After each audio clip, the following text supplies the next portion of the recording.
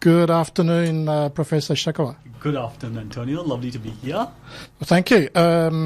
So let's explain. You haven't been here for very long in Australia. So tell us a little bit about your background in research.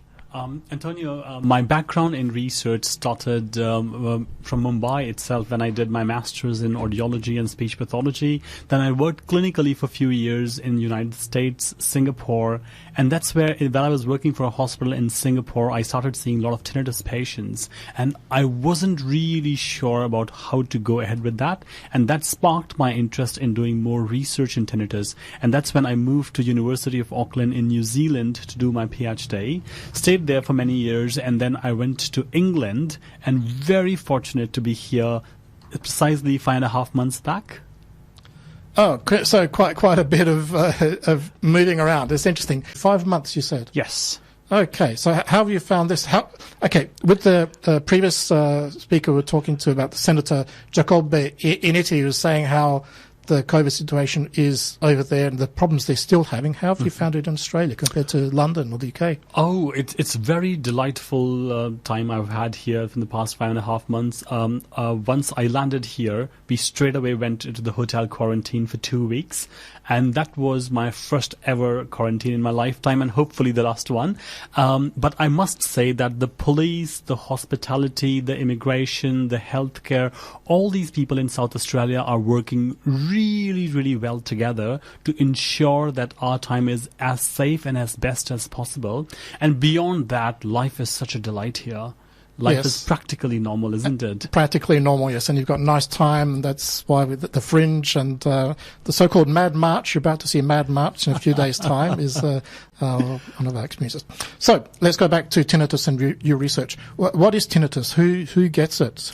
Is it old people? No. So let me just explain you what tinnitus is. Tinnitus is a constant, annoying, ringing, buzzing, hissing sound in the absence of its external sound source. Now, most of the people will experience tinnitus in their lifetime, which means practically all of us. It could be after, say, a nice night out, or after attending a nice loud concert, or a stressful time in their lives, or as a side effect of some medications, or something else. Now, for most of the people, tinnitus disappears on its own, and it's not a problem at all. However, for some, it stays back, and that's when it starts interfering in their day-to-day life, in their ability to concentrate, ability to sleep, and that's when it becomes a real problem. So you're saying it's not only older people that get it, young people do. And I guess, yes, I can remember after being in loud environments, yes. Your ears do keep on having that sound. So if it's just a temporary thing, actually, you've just started me thinking about something else. Is it true that those bouts of going into, I don't know, discos, etc., nightclubs, then have an impact on your hearing later on? Absolutely. Yeah. I mean, what happens is our hearing is really precious. It connects us with everything, our surrounding, We speak language today because we could hear it, and that's how we pick up speech and language as well. Now, noise is one of the most number one cause of causing damage to the hearing. For example, if you look at the stats in Australia itself, there are around 3.6 million people living with hearing loss, and out of those people, a staggering 1.3 million people acquired hearing loss because of which could be absolutely preventable, such as exposure to loud noises.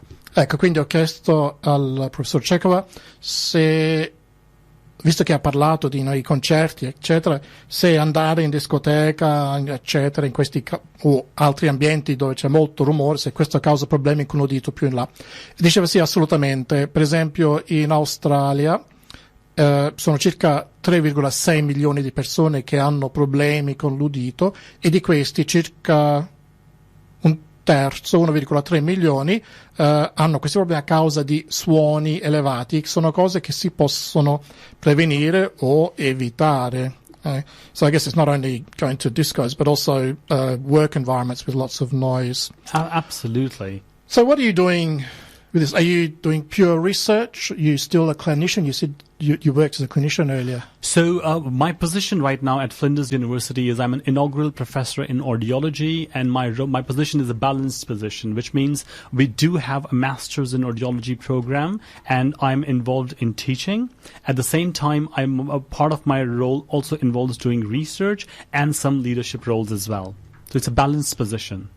Ecco, dunque questo cosa fai adesso? Ci parlava della ricerca e del lavoro in clinica. Ora si trova alla Flinders University come inaugural professor, quindi è il primo professore nella storia di Flinders nel settore dell'audiologia, e ha un ruolo, ha detto balance, quindi fa sia insegnamento che ricerca, oltre a posti di leadership. Okay, so what you said you've got a master's, you're maybe creating that, you'll be teaching into that. What sort of research we got? We're doing series of research projects here, Antonio. I'm really fortunate that I'm currently funded by the Royal National Institute for the Deaf and Rose Street Trust based in England. It's a 3-year research grant, and as a part of this 3-year research grant, I've also managed to hire a postdoctoral fellow who started with us last month, and we are doing series of studies investigating tinnitus, how we can understand the neurophysiological basis of tinnitus, and also we are looking at the impact of COVID-19 and how clients with tinnitus have been coping during this uncertain times of pandemic.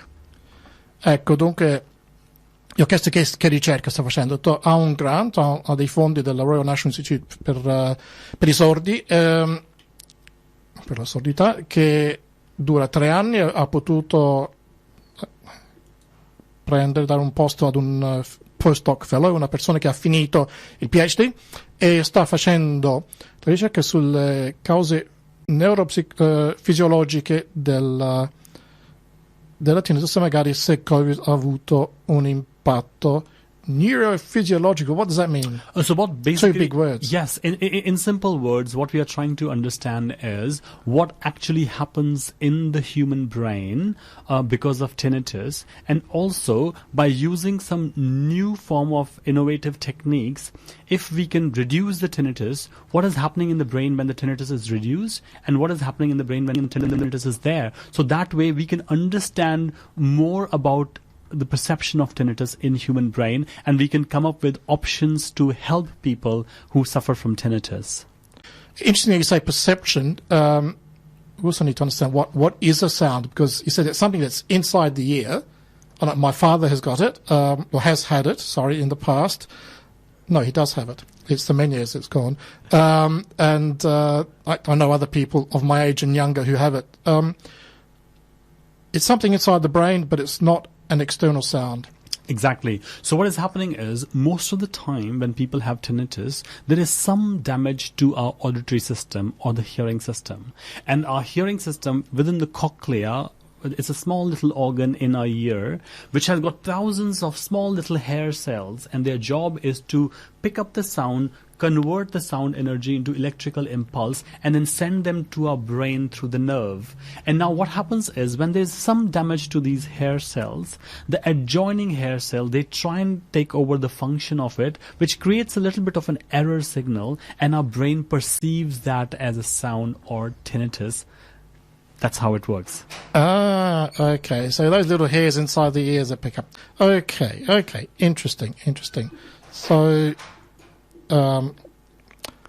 what you said you're running this research. How do you do that? Do you need to find people with tinnitus? Oh, absolutely. Do you have them? So all my research is clinical in nature, which means we rely on people with tinnitus to come forward and be participant in our research studies and research trials. So the fact that we just got an ethical approval to conduct these series of study in Adelaide at the Flinders University, in a couple of months' time, we will be looking for several volunteers who have tinnitus. So if your listener or if someone they know have tinnitus, please ask them to get in touch with us, and they could be involved in this novel trial which we'll be carrying out at Flinders University.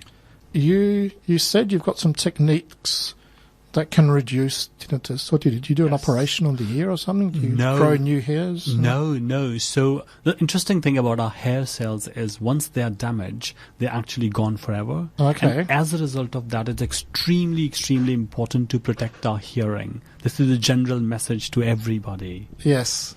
Now, talking about the techniques which we have been using, they are completely non-invasive, which means it does not involve any surgical procedures. What we do is we ask the clients to wear a little cap and we put small electrodes on it which stimulate various parts of their brain, and as they are undergoing that technique we do some measurements before, during and after the stimulation.